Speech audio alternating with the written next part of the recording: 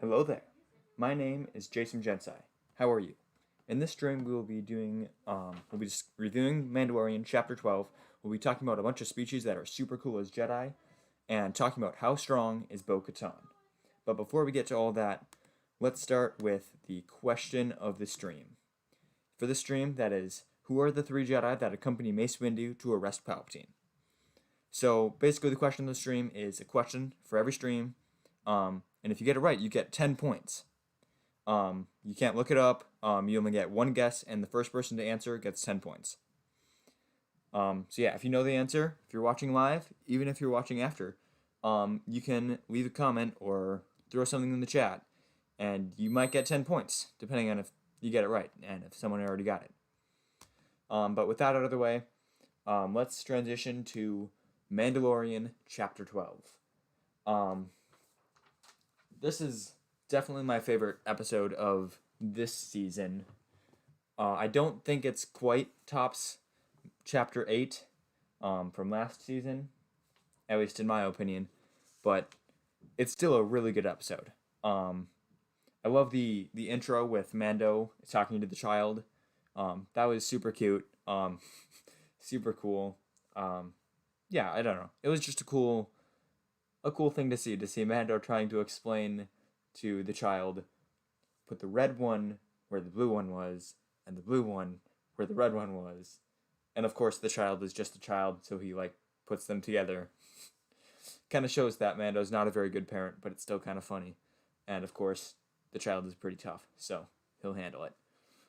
Another thing that I really liked right after that was when Cara Dune took out all of those Aqualish thugs. That was cool. The choreography there was super awesome. She used a lot of strength-based wrestling moves. And by strength-based I mean just the wrestling moves. Which makes sense. If you look at her, she's a lot stronger than most characters, but she's also not quite as fast as other characters of her caliber. So it makes sense that she would use moves that take a lot of strength, but are very useful, such as wrestling moves. So that was cool to see. Yeah, and throughout the entire episode, I think Cara Dune was better than in the last season, which she was good in the last season. But there were some scenes where she just looked a little bit uncomfortable, or she said something and it didn't feel natural. It didn't come out naturally. But this time, I think the acting was better, and just the character was better too. So yeah, I think Cara Dune nailed it. Grief Karga also awesome to see. He was good in the last season, especially Chapter 8. I really liked him in that episode. But this one, he comes back, he's same as always, super cool. Yeah, so that was cool. There was a lot of this episode, I think, is one that's got huge ramifications for the plot. And two, it's just a fun episode. So you combine those two and you get a really good episode. So yeah, this episode did great. There wasn't a scene that I can point to that I was oh, I didn't like that. There was a line where Grief Karga says, "Oh, we have 10 minutes remaining until we get out." I think that's dumb to put time limits on stuff. In this episode it was fine, or he said less than 10 or 10 at most. This episode it was fine because 8 minutes later it blew up. But last time they did that in Chapter 6, one of the only things I don't like about that episode, they're oh, we got 20 minutes, and then 30 minutes later the New Republic catches up. It's okay guys, really? Yeah. So that's the only thing I didn't like, but it was perfectly fine. It wasn't a problem in this episode. Yeah, but this didn't have any super significant character development, but it does just continue developing the characters. The child is growing up. Mando's talking to him a lot, teaching him about electronics. He goes to school. He uses the Force more in a more casual way. He doesn't save Mando in a climactic scene. He doesn't repel fire. He doesn't heal Grief Karga. He just Force blows a bunch of candy. That was interesting. I thought it was cool. Mando, of course, is just being Mando. not much to say about that. He's the main character of the show, so he's got a lot more screen time to develop. He doesn't have to be developed quite as quickly as, or seemingly quickly, as other characters like Grief Karga and Cara Dune. Um, and those two have developed from being kind of just selfish and hiding in the shadows and all that. Grief Karga is more compassionate. He's fighting for his planet, not so much for um, wealth or the guild or whatever. I don't think he would say, "Well, just forget about it. Drink, like, get a Camptono of spice and just on your next mission and forget about it." I don't think he would say that to Mando if he was in the same situation he was back in Chapter 3. He's learned to be more compassionate, um, and he's more wealthy, it seems, too. So, yeah, I guess that. And then Cara Dune, I think, is even more of a change. Instead of like hiding on a planet, serving him herself, she's fighting with a purpose to free Navarro, which I think is great. And it seems she might join the Resistance. Maybe, I don't know. It would be cool to see her like join the Resistance and maybe get her own show where she dies before episode 7 or something. Because I mean we don't see her in episode 7, but it'd be cool to see her join the Resistance. One thing I noticed it just briefly last time, like the while I was reviewing for the show, when the New Republic um pilot is talking to Cara Dune at the end. There's I don't know if it's intentional, but there seems to be the melody of the Resistance theme, the do do do do do that was playing. It wasn't very like the instrumentation and the I think the tempo was a bit different probably. But mostly just the instrumentation was a lot different, so it had a completely different feel. But I think it's the same melody, and that might not be intentional, but it could be hinting that Cara Dune is going to join the Resistance. Um, so yeah, that's like at the very end in that scene. You might be able to hear that. Tell me what you think of that in the comments, or if you want to watch that now, if you like open up a new tab and then watch that. Tell me what you think in the chat. Um, there was also a lot of cool things they did with the Imperials. Um, the no railings in the lava chamber. I forget what they called it, like the control chamber or something. The place with the lava. There was no railings, which is just kind of funny. The Empire and the First Order tended not to have railings, so. Well, I guess they had railings back in Return of the Jedi, in Luke versus Vader, but yeah. Then there was those two Imperials who were at like the controller thing, and they like tried to get rid of the evidence as like Mando and the other guys were coming up to them. And one of them had like a video game controller. I thought that was kind of cool, because yeah, I don't know, it just seems like something that would happen in Star Wars to me. What else do I have written down? Yeah, it was just a super cool episode. Um, I should probably talk about those plot ramifications. So, Gideon is back. We knew this. Mando didn't. Um, but we find out that he's not just some Imperial wanting to either eat Baby Yoda or hang him on his wall. I don't know. He needs. Here's how I read the dialogue. He needs the child to use his blood, which has a lot of metachlorians in it, probably a very high concentration. I would say even higher than Yoda's, because Yoda is powerful, yes, but he has had 900 years to train. The child has only had 50. So, and sure, he's not like throwing Senate pods around. He's not controlling it as well. Definitely doesn't have the um, like the amount of control that Yoda would have. Like Yoda would probably be able to, I don't know, like play tic tac toe with the Force. Baby Yoda probably wouldn't be able to. Probably the most skilled thing he could do is probably um, probably Force pull that like candy. I mean, he didn't like crush it or anything, but it's not super impressive. Yeah, I would say that's about his skill limit. maybe he could do something a little bit lighter. Maybe he could like float something through a hole. I don't know. But yeah, he has a lot of power for his age and maturity level. Um, but he doesn't have a lot of skill, which makes a lot of sense. Um, so I would say he has even more metachlorians than Yoda. Um, but probably not quite as much as Anakin. Although we don't know how many Yoda has. Um, I would maybe he's off the charts. Because I believe what the exact words of Obi-Wan are is it's off the charts. It's over 20,000, meaning it reached 20,000. So it could be literally 20,000, which many people throw around that number. Um, but it could be a billion. Or a billion thousand. Wait, a trillion. Yay math. Um, yeah, it could be like a billion, a trillion. We don't know. It could be 21,000.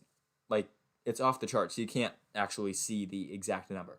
I would assume Yoda is not off the charts, considering he has Obi-Wan says that um well, I'm blanking that Anakin's metachlorian count is higher than Yoda's. That's where I'm going with this.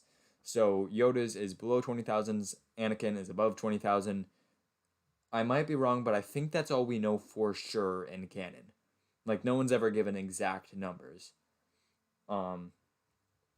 So yeah, so I would guess Yoda. Like honestly, knowing someone's metachlorian count doesn't really tell you anything. Um. But I would assume that Baby Yoda has more just based on the feats we've seen him do. So yeah. So he needs Baby Yoda's blood. Right, that's where I was going with this. I don't think Baby Yoda has more than Anakin though. And there's like no proof for that at all. It's just kind of what I would expect. Um but that's just what I think about that. What do you think about that? How many um how many like metachlorians do you think people have? Do you think metachlorians are important? Do you think they're stupid? Do you think they're awesome?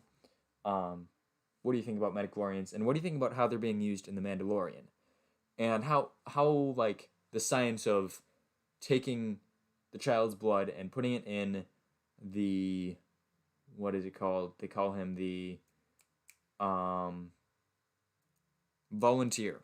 So they're putting the donor, the child, his blood, which is filled with metachlorians, into the volunteer.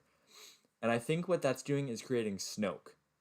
Um, the test tube person looked a lot like Snoke. So I guess that's just what I think is they somehow used the child to make Snoke, or at least try to use the child to make Snoke. Snoke could be a failed version. Um, who knows really? They could go a lot of ways with this. They could be using the child to try and make Palpatine. Palpatine could be a failed clone of Snoke could be a failed clone of Palpatine that got his power, but not like his, I don't know, body. He was too like old and stuff. Maybe he can't even hold a lightsaber. Um, that we never see him hold anything. He's kind of like his skin is all torn up. All we see him do is just use the Force. Um, so yeah.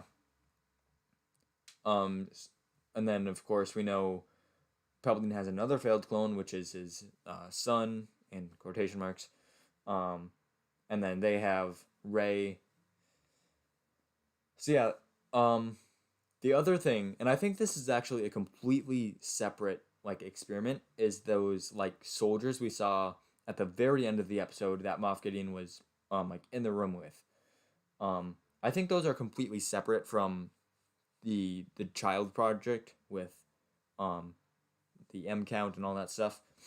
So yeah, that's what I think about all of that. This episode was just so good on so many levels. It didn't have as much of a wow factor for me as Chapter 8, but that's pretty much all that's missing.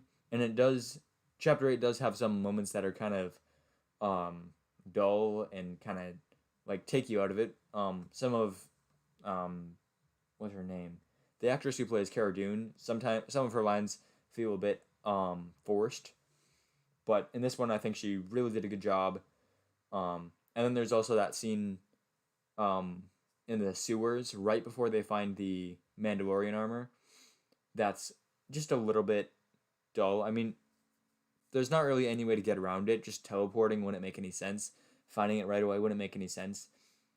But it's just not quite as action packed as this episode. But I think because of like the darksaber reveal, which really hit me hard, um, how he takes on the TIE fighter, that was such a cool fight. Just everything, like seeing IG-11 on the speeder bike going no handed, that was awesome. Chapter 8 is just still my favorite, but Chapter 12 is close. Yeah. So what do you think of Chapter 12? Ghost, forgetting your name, the full one. I know it's like Noah Logs or something, or Ghost. Yeah, there it is. Noah Logs GS. Why do people call you Ghost? Is that like in your channel like description or something? I forget. Maybe it's just that you always have a thing. What do you want me to call you? Like, do you want me to call you like Noah Logs GS? Yeah, it was I agree, it was a really good episode. What do you think the episode is trying to do? Like, how is this going to connect to the sequels with okay, that was your old name. How do you think this episode is going to connect to the sequels? Like, do you think that was Snoke in the test tube? Do you think that was like a version of Snoke? What are your thoughts on that?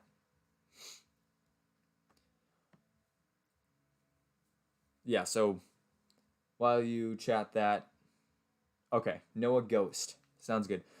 While you talk about that, I'll just wrap up my thoughts here. I thought it was a really good episode. My second favorite one, I think that it's hard to say my favorites because they always change so much. But I think this one is going to be my second favorite one for a while. I loved seeing them return to Navarro. The action was great. The Razor Crest getting fixed, I'm very relieved about that because having a good ship is just very convenient. And I don't. It's just kind of unfortunate when a character is held back. A character like Mando is held back by their ship not working. Like, it's great for Han Solo because it's kind of funny and that's kind of his character. But when Mando is held back because his ship isn't working, I don't know. It's just not really that exciting. Yeah, so that's my thoughts on that. Okay, yeah.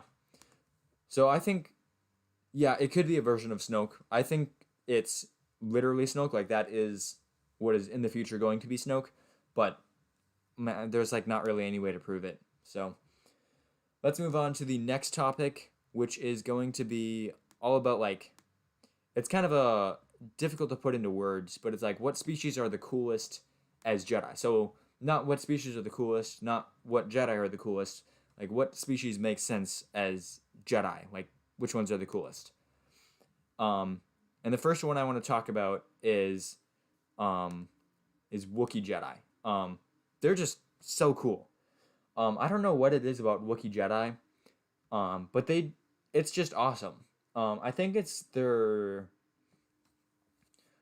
just they look really good with a lightsaber, and their lightsabers are also a lot of times they have like special wood that's like really hard wood, and that's cool to see, especially with Wookiees having such a thing that's so personal to them.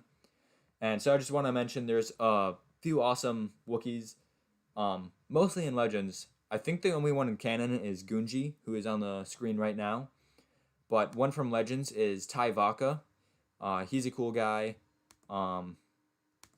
Yeah, I don't know that much about him, but I mean, look at this picture. He's so awesome. I love how he's got like super long hair, a lot longer than normal Wookiees, and that roar just looks so cool. Another cool alien Jedi is Quid Proco, or I don't know how to pronounce it. Yeah, he's just super cool. forgetting the name. Corrin are pretty cool. I think he's the only. No, wait. Have I seen a Corrin Jedi? I don't remember. He might be the only Corrin Jedi. Um. Oh wait, he's not in canon. There's probably other ones in Legends. He's the only one I know of. Um. Yeah. Quid pro quo Corrin Jedi. Mon Calamari Jedi are also pretty cool. Like Nahatar Veb. I've got him in Lego. It's pretty cool. Um. But yeah, those are cool. Another one of my species that I really like as Jedi is Zabrax, like Eth Koth and Agan Kolar. Um, but this guy, I forget his name. Um, I'm gonna look it up. But all I've seen from him is his duel with Darth Malgus and Darth Malgus's master in that like clone or Old Republic thing. I don't know what it's called. Um, but it's super cool. That fight scene, pretty much that entire thing is just so cool. Okay, so his name is Keo Sendarach. Super cool. I love that they wear armor back then.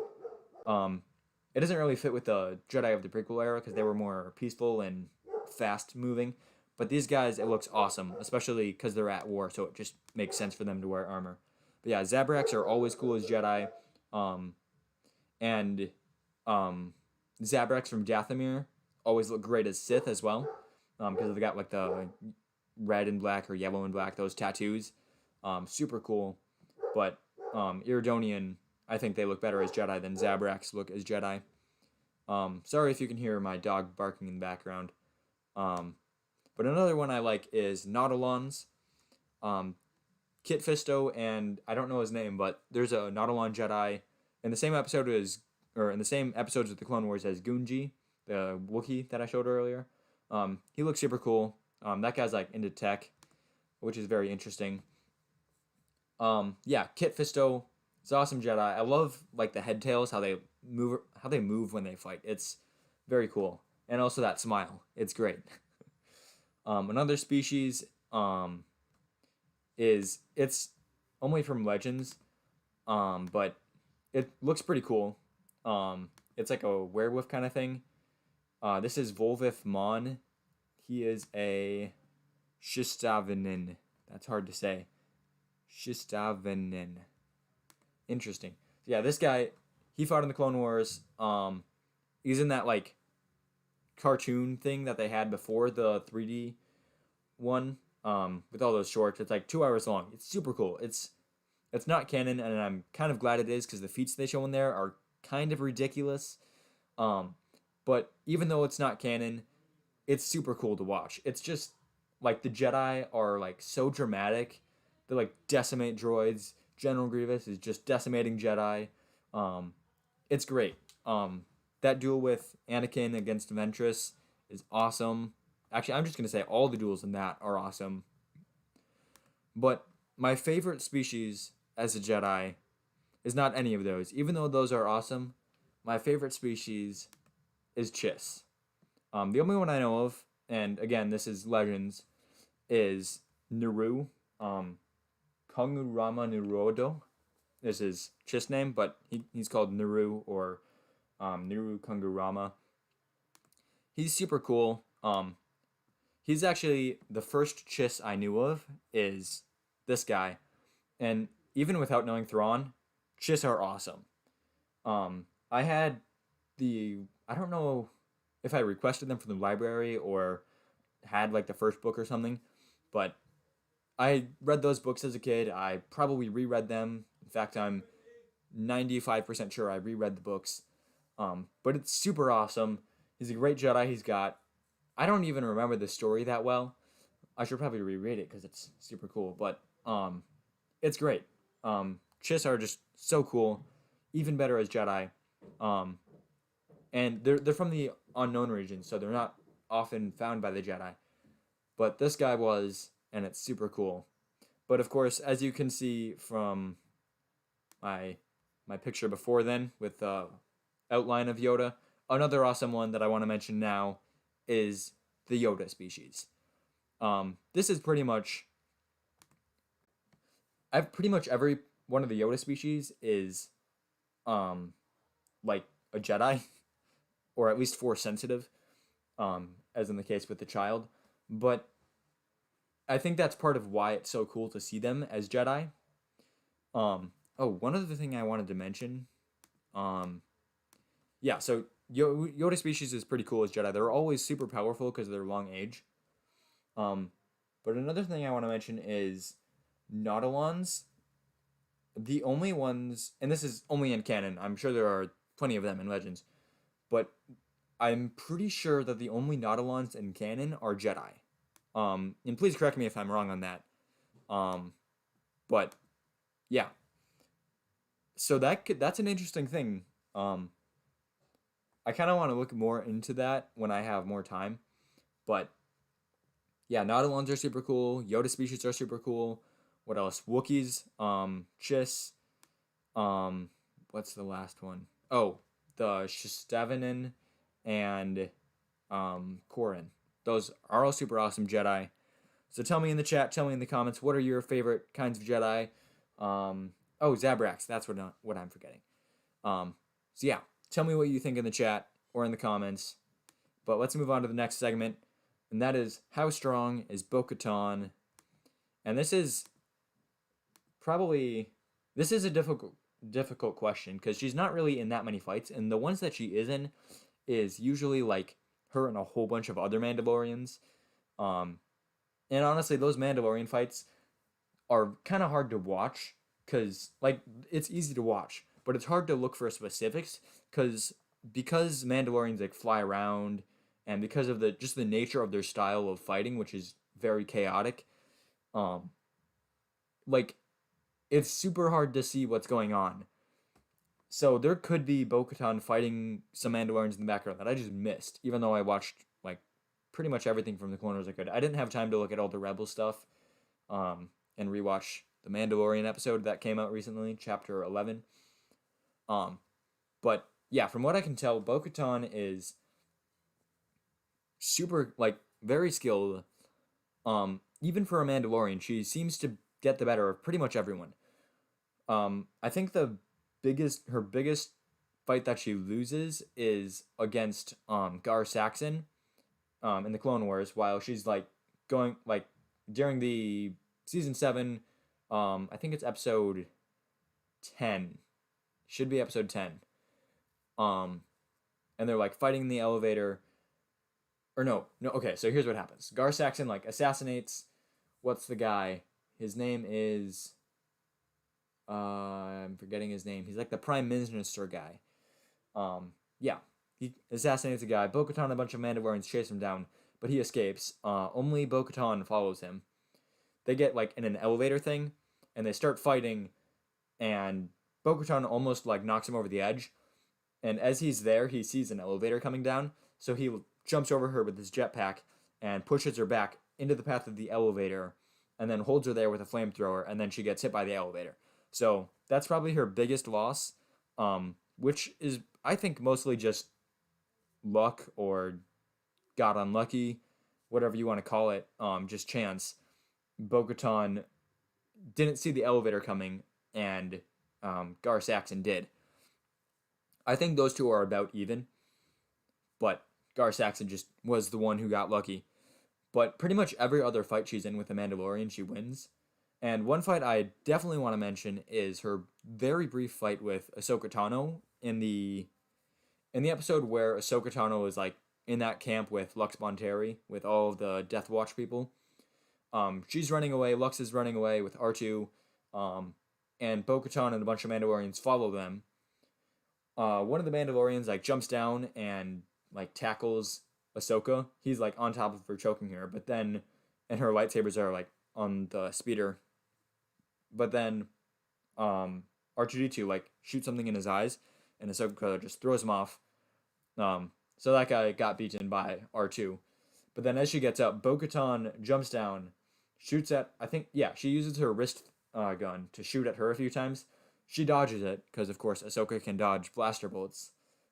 We see that numerous times.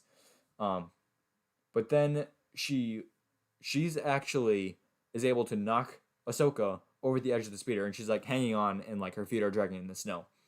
The only reason she doesn't kill Ahsoka is because Lux is able to like shake the speeder, and she loses her balance a bit, which gives Ahsoka long enough to throw herself onto the speeder and knock her off. With a force push, she knocks Bo over the front, but even as she uses like a little blade thing that we see her use a whole bunch of times to like carve out like she basically just damages the speeder as she is run over by it. Super cool. Um, yeah. Bo Katan, that's pretty much I think one of her most impressive feats is taking on Ahsoka. And you should totally watch those. Super cool fights. Yeah. So in terms of like how compared to other characters, I would say Gar Saxon is about equal with her. Um, I would say she's probably better than Mando. Um, which is hard to say because well, we did see her in live action, but most of her feats come from the Clone Wars, which is a much different medium than live action. A lot of characters in the Clone Wars move around a lot more fluidly and quicker, and just more with have more impressive feats in the Clone Wars than in live action, which makes sense. It's you can do a lot more with animation than you can with live action, but it's kind of hard to compare. I would say she's probably like on another level. Not like Anakin next to younglings, but like Anakin next to like Ahsoka. Um, like just a level above. Um, Compared to like Cad Bane, let's say, I would say she's better just because of her armor. I think Cad Bane might be able to like get it, hit her first, or I don't know, because Cad Bane is very tricky. Um, but I would say she would beat him in most cases. It'd be close though. Um, in terms of like a Jedi character, I would say she's on about the level of like oh, it's hard to say. I guess like a young Ahsoka or I would say like an apprentice. So like Obi-Wan from episode 1, um not quite Anakin from episode 2. I think he would beat her. Ahsoka from early in the Clone Wars. Yeah, like that about that level. Ahsoka from mid Clone Wars too maybe. Depending on the circumstances. Um but yeah, so that's how powerful I think Bo Katan is. Um, yeah, so what did you think of how powerful do you think Bo Katan is? Do you agree with my comparisons? Do you think she's am I forgetting a feat? Did I like not see something? Um, yeah. That's about all I have for the stream. So we got let's do a recap. Chapter 12, super awesome episode. Um, one of the best, in my opinion. Top two. Um, yeah, just a great episode.